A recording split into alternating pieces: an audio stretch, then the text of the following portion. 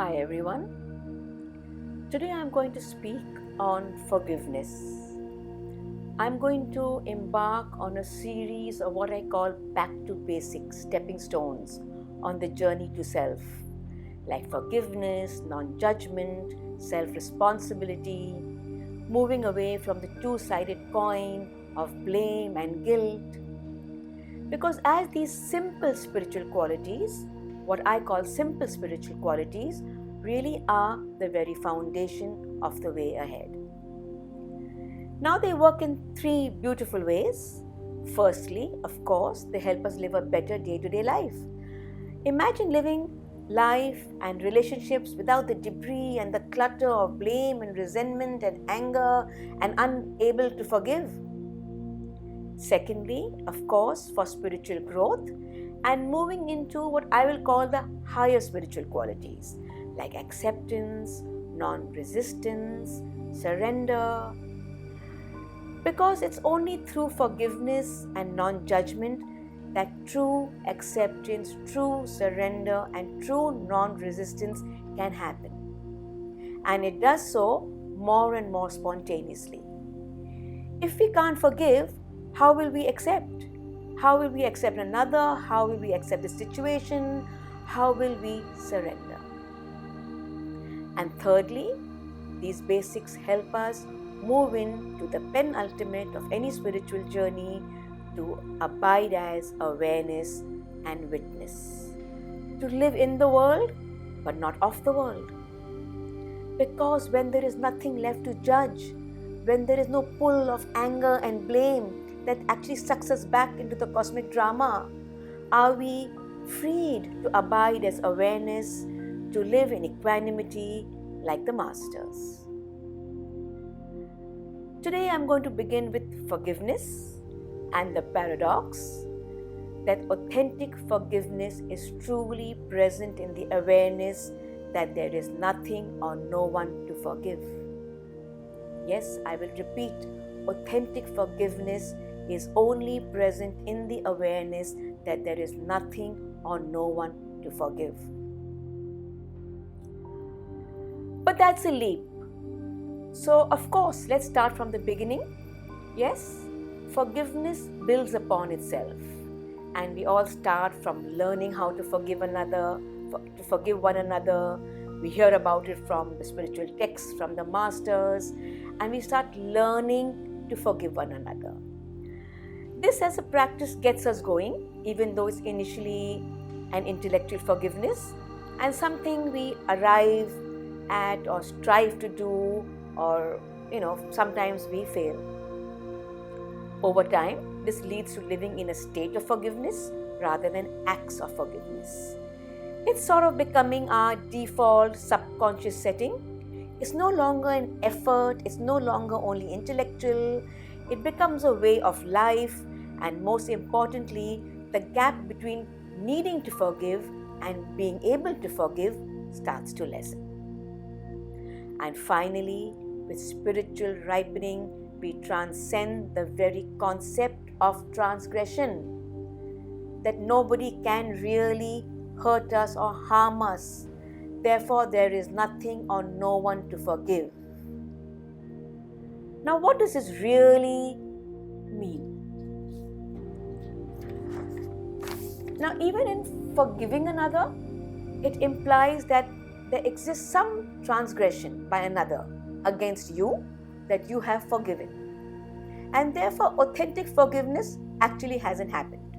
I still feel, oh yes, that person has done something to me for which I've forgiven them, and therefore it's not actually a completely blank slate. So of course, while forgiving another is a valuable step along the way, it frees up so much of our depleting energy.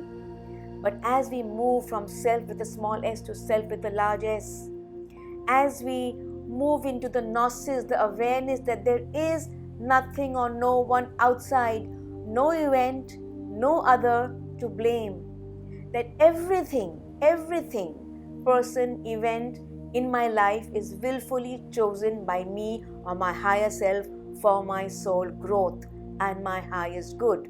In this, in this understanding, in this awareness, once we truly abide here, forgiveness is transcended into acceptance, sometimes even thankfulness for the soul growth opportunities rather than seeing it as transgressions by others.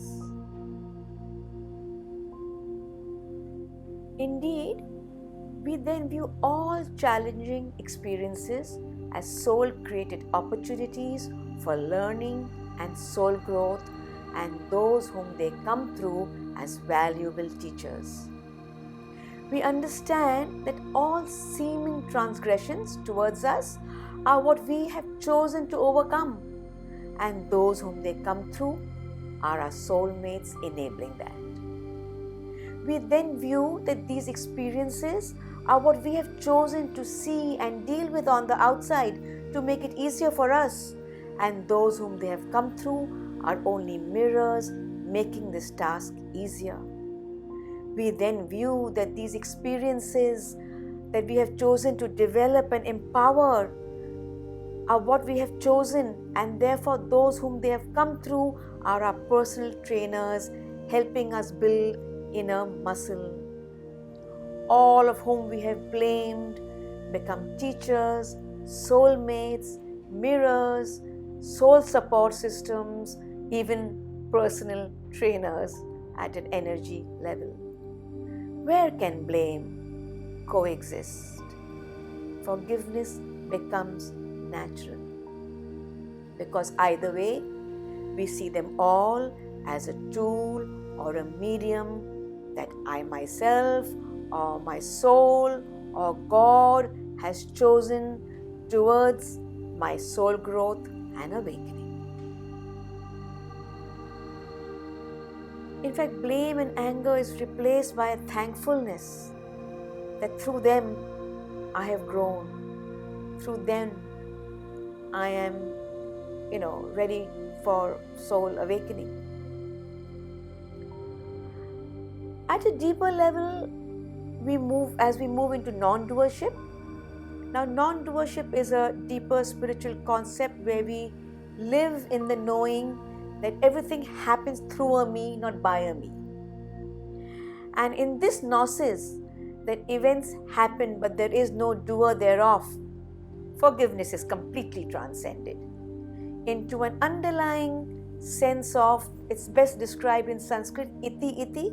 It is what it is as part of the cosmic play, beyond judgment, beyond labeling. In fact, there is no one doing anything, so who can we blame? It's like going for a movie, and if there is a murder and if somebody is robbing a house, I'm not going to blame them and I don't need to forgive them.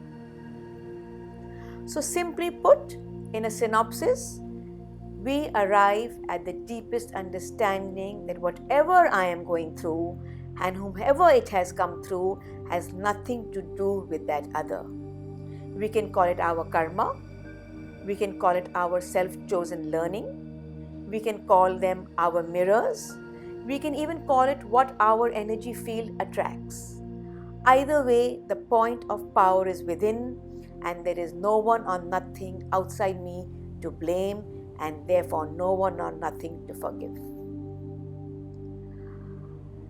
This is the great deconstruction of me and the other, which effortlessly draws us deeper and deeper into true self-empowerment, and paradoxically, its surrender. I have created everything for my growth. Everything is simply a prop or a tool or a teacher or a soulmate towards that. Forgiveness is transcended, and yet it becomes an underlying way of living. Imagine a world full of people living like this.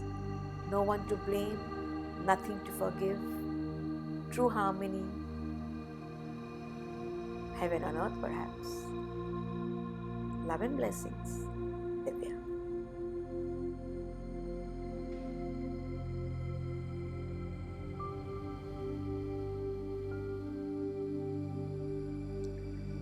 Hi everyone. I'm going to call it part 2, because I don't want this understanding to remain simply academic. If you resonate with the subject, it's a good time to reflect on it in personal ways and take it off the academic blackboard, so to say.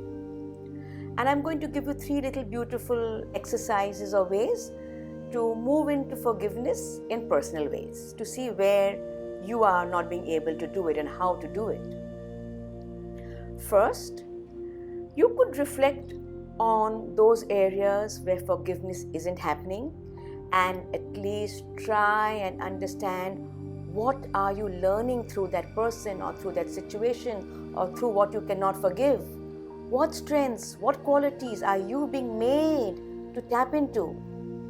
And simply by becoming aware of that, somewhere in your heart, realize, make real that that's the role the other is playing in your life as a part of your learning, and therefore you have put them in your blueprint for exactly that.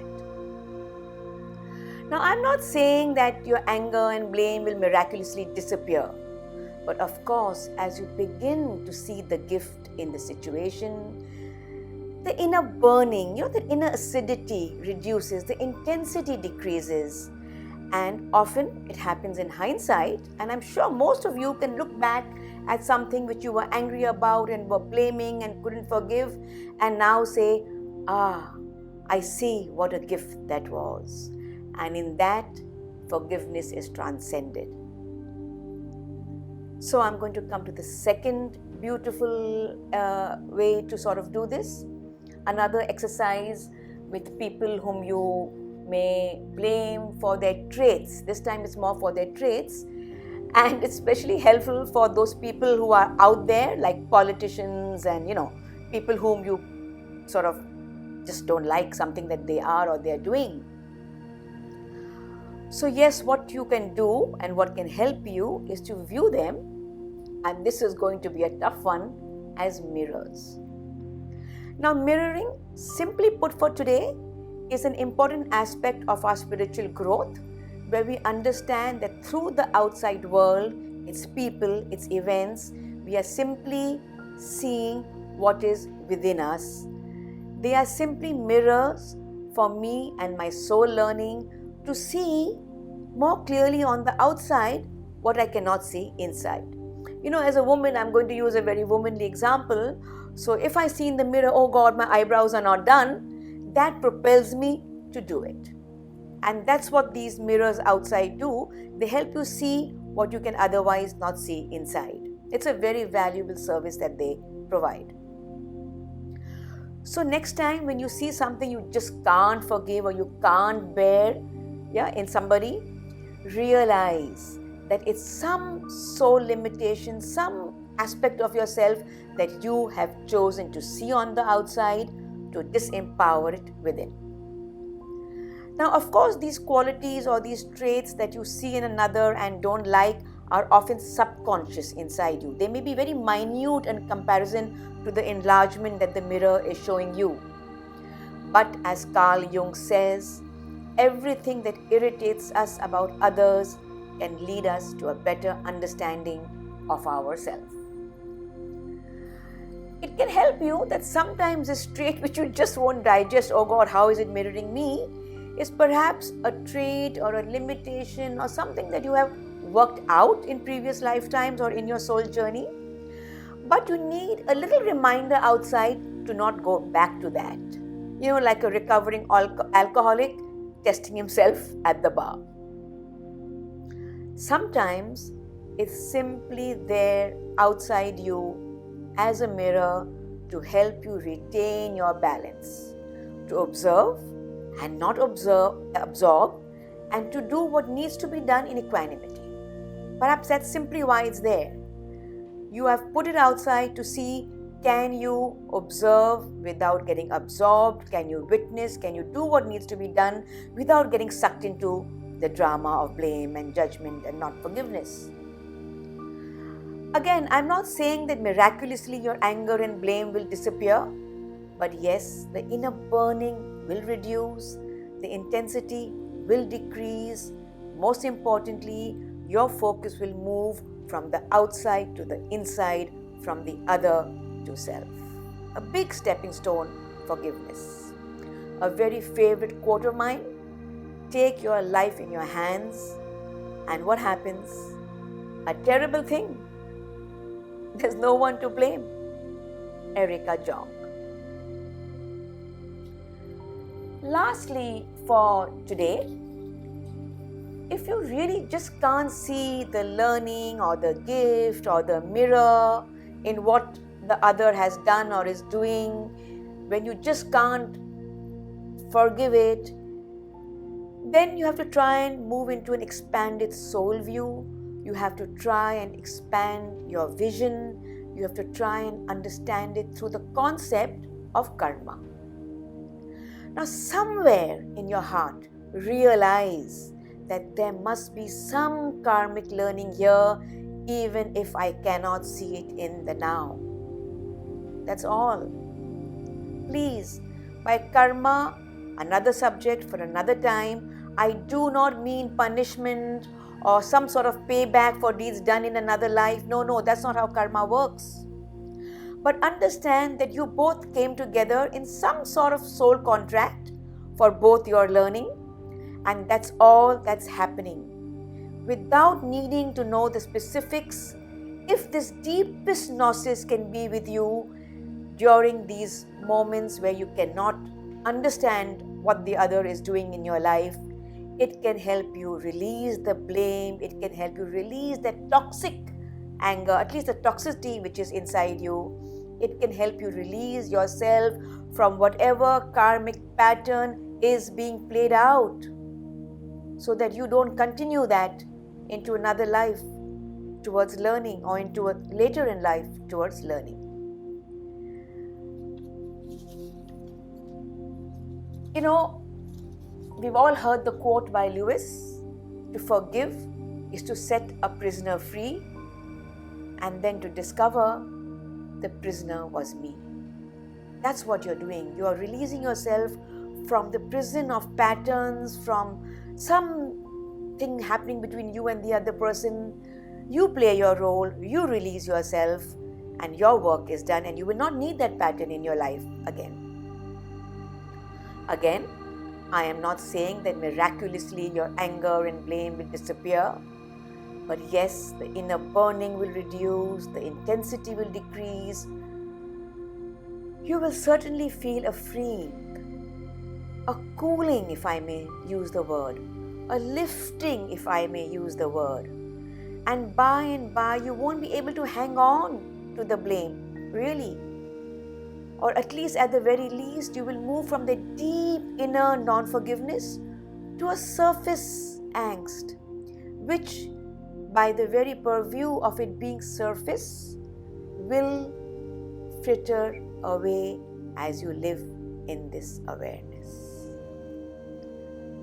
So 3 simple ways to bring this subject of forgiveness from an abstract understanding into your life, related in areas where you are still in blame, or still unable to forgive, or still unable to understand what to do.